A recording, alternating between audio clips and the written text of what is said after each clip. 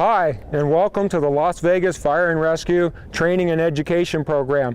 I'm Terry Paul, and this is Scott Thompson. We're fire inspectors with the Fire Prevention Division, and today we're going to talk about consumer fireworks and fireworks booths. Although they're labeled safe and sane or consumer fireworks, they are regulated by the Fire Code and the Department of Transportation as an explosive material and need to be treated and carefully handled as such. The Southern Nevada guidelines for fireworks come out of the International Fire Code and the Southern Nevada Fire Code amendments. They're looked at annually. Any changes are made have to be code-based, so everything in here will be based off the code through these two booklets. One of the things we're going to cover is the actual setup and prepare for an inspection and doing the actual inspection of a fireworks booth. One of the things is a fire inspector, we're going to use a checklist. We're going to go over the things that the vendors are supposed to have on site. We're going to talk about the packet they're going to get, what you can expect to find in that packet, and what they should have on your arrival. And for the vendors, what you're going to need to have to pass your fireworks inspection. This is Jason Glass from TNT Fireworks. He's going to assist me in instructing you guys as far as what we expect as inspectors, what he expects from you guys, what you need to tell your volunteers as they go on site to sell fireworks, the various things, the packet, the paperwork that all needs to be in place so that we can do an inspection the first time without re-inspection fees, and you can get your booths open. The most important thing that you need to have at your fireworks to prepare for your inspection is going to be your paperwork. That's going to include your site plan. You're going to want to make sure that your booth is placed in the right location. The second thing you're going to need is your fireworks guidelines. You need to make sure that all of your volunteers working inside your booth have read them and signed that guideline packet.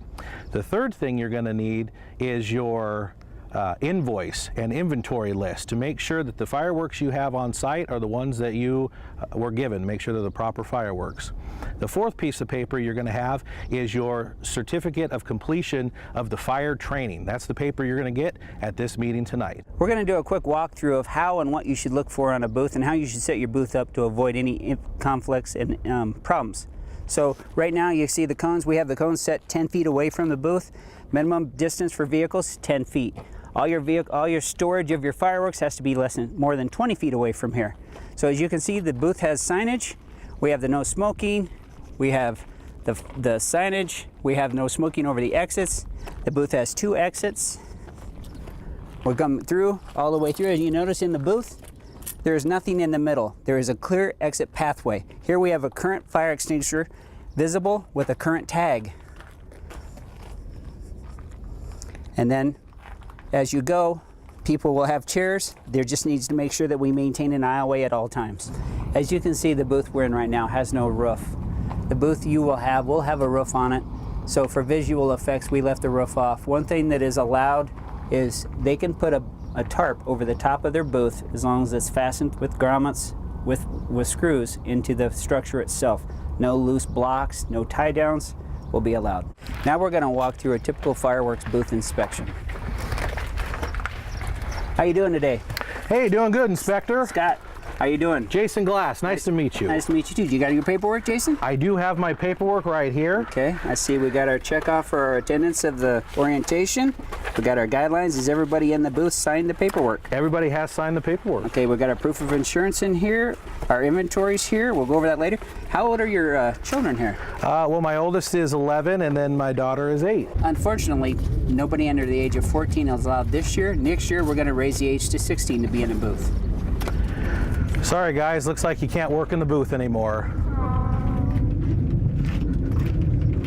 Okay, so our paperwork's in order. I see our site map shows your location exactly where it should be. Our inventory checks out. Our fire extinguisher is current. Awesome.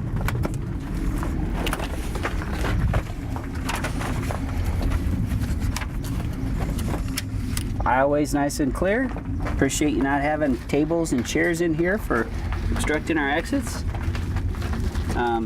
Just make sure that everybody that works the booth signs in, and make sure you maintain your inventory at all times, please, and be safe. Thank you.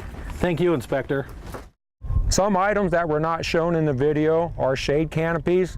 If you're going to have a shade canopy, it needs to be treated with a fire-resistant material. If it's not treated with fire-resistant material and there's no proof for it, the shade canopy needs to be at least 20 feet away from the fireworks booth. Another item that hasn't been shown are portable generators. If you elect to use a portable generator for an electrical power source, that too needs to be located at least 20 feet away from the booth. Another thing we need to talk about is maintaining security of your booths. A lot of you have chosen that you are going to be on site 24 hours to maintain security of your product.